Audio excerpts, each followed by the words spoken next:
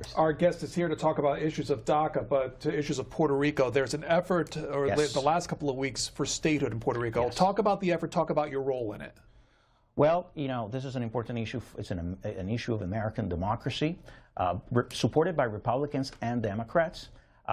We've just announced the beginning of the work of a shadow congressional delegation that has been set up of Puerto Rican Republicans and Democrats that are going to be coming here to Washington, to the Hill, to put pressure on Congress to act on statehood, to put Puerto Rico in a firm path towards statehood. And this is a very simple issue. It's an issue of constitutional rights. We have a constitution that guarantees equal rights to every single citizen. But the U.S. citizen of Puerto Rico cannot vote for the president who sends their children to war. And we've had hundreds of thousands of Puerto Ricans serve in the military. And we don't have proportional or voting representation in Congress. This is a very basic issue.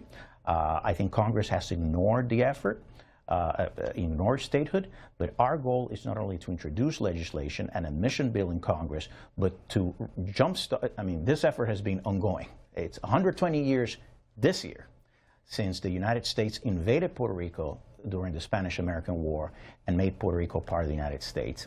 So we're basically saying we are going to start a national movement, not only go to the Hill, but put pressure in congressional districts, in states, to ensure that Congress cannot ignore the issue of Puerto Rico. And especially now, after Maria, you know, there's been a lot of talk. There are people who want to politicize the issue of Maria, you know, blaming Trump for everything. And I'm tired of people bashing Trump over recovery efforts. You think the recovery was going well?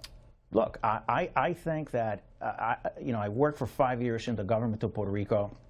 I've seen storms, and I've seen the federal response to other storms before. I have never seen this type of federal involvement. Can more be done? Absolutely. But we cannot underestimate the magnitude of the storm. But at the same time, the biggest problem with the recovery is not Trump, is that Puerto Rico is not a state. And so it's treated as a territory. It doesn't have the same legal protections or benefits that other states have because they have full access to other federal programs. So this is concerning. Also, think of Puerto Rico. I mean, this is a process going to take many years. And sadly, people will forget about Maria in a few months or years. Without the political representation in Congress, it's going to be very difficult for the people of Puerto Rico to advance its interests and to ensure that Congress continues to pay attention to Maria. So our message is very clear. We've heard stories about Puerto Rico's Yes. Puerto Rico's infrastructure. You talked about Maria. Does statehood automatically, what does that mean for the United States as a whole then if we take on those responsibilities, financially and otherwise? Right. Well, that is a very important question because there are some that feel that Puerto Rico would be too expensive. The transfer of federal funds to Puerto Rico would increase. That is true. But if the concern is cost, of how much Puerto Rico would cost to the federal government, then the federal government, Congress, should end the territorial status because in the long term, the current territorial status is much more expensive. Under statehood, Puerto Ricans would pay into the system. Right now, they don't pay income taxes. So they would pay into the system. And while initially they would get a lot of federal funding, with time, as the economy improves, and every single territory that has become a state has had an economic boom. As the quality of life and the economy improves in Puerto Rico after statehood, in a matter of 5-10 years, studies show that Puerto Rico would pay more into the system than it would actually get in federal funding. And the quality of life of Puerto Ricans would improve. So it's a win-win situation. If the concern is cost, then let's end the current territorial status. And one thing that I have to say, there are some people in the island and there's some Puerto Rican leaders also at the national level that try to give the impression that the current territorial status can last indefinitely. From my conversations this past 10-20 years about Puerto Rico and the Hill, it's very clear. We are in a path towards ending the territorial status. If we don't push for statehood, right now, Congress will put Puerto Rico on the path towards independence. And I don't think the people of Puerto Rico want that. So it is time for U.S. citizens of Puerto Rican origin in Puerto Rico and in the nation to unite and start pushing this as other civil rights organizations and movements have done. Let's hear from Brett, Pennsylvania, Independent Line. Hello. I agree with a lot of what your guest very complicated issue. I want to get to the immigration issue. I have personal experience with that process through the past 25 years. I married a Mexican national, and she came here illegally. Upon her arrival, we married and have remained married through the years, have children, and have been through the immigration process. We started that process immediately upon her arrival and our marriage. And I want to clarify for your listeners, many of whom are under the impression that people don't go through the legal process either because they're lazy or just willingly avoid it, don't want to do it for whatever, for their own personal reasons. You must understand, American people, American citizens, it is an extremely difficult and can be a very costly process if you involve lawyers.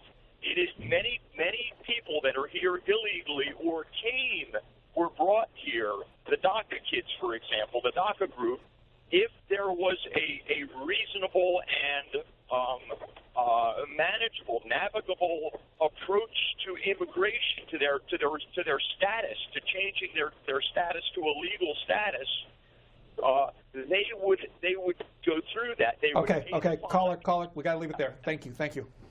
Well, I think that's a very good point. If you think about it, people who are here illegally come here not for benefits, but they come here because they're looking for a better future for themselves, for their families. They're coming here to look for a job.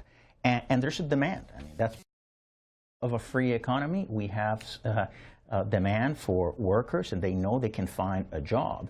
The problem is that, people say, well, they should enter legally. We don't have an effective way to allow foreign workers to enter the country. The guest worker programs that we have in our country are highly dysfunctional. Some are capped at unreasonable numbers, and some are just highly regulated. So if we were to facilitate the legal entry, the flow of those workers to come here to work so they could go back to their home country and then re-enter, they wouldn't stay here permanently. But we don't have a system that allows for that legal entry. So for all those people who talk about the rule of law, I support you 100%. I'm a rule of law person, but the system is dysfunctional. We have that demand. There's no way for them to enter illegally. So what happens? They enter illegally. That's the power of a free economy. Last call is from Bert in Portland, Oregon.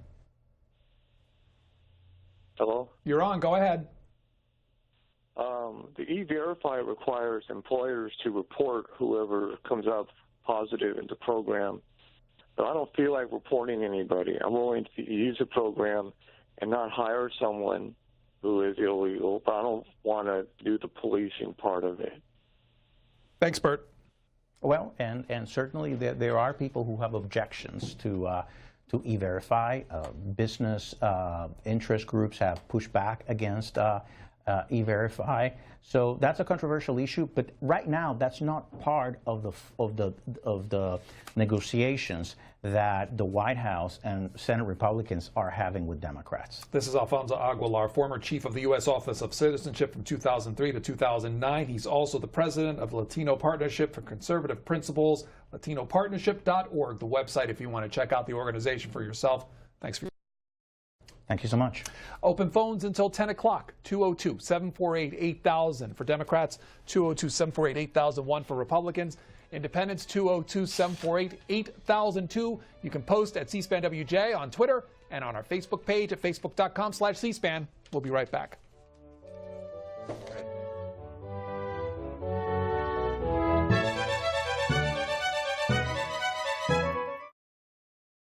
The C-SPAN bus continues its 50 Capitals tour this month with stops in Raleigh, Columbia, Atlanta, and Montgomery. On each visit, we'll speak with state officials during our live Washington Journal program. Follow the tour and join us on Wednesday at 9:30 a.m. Eastern for our stop in Raleigh, North Carolina, when our Washington Journal guest is North Carolina Attorney General Josh Stein. This weekend, C-SPAN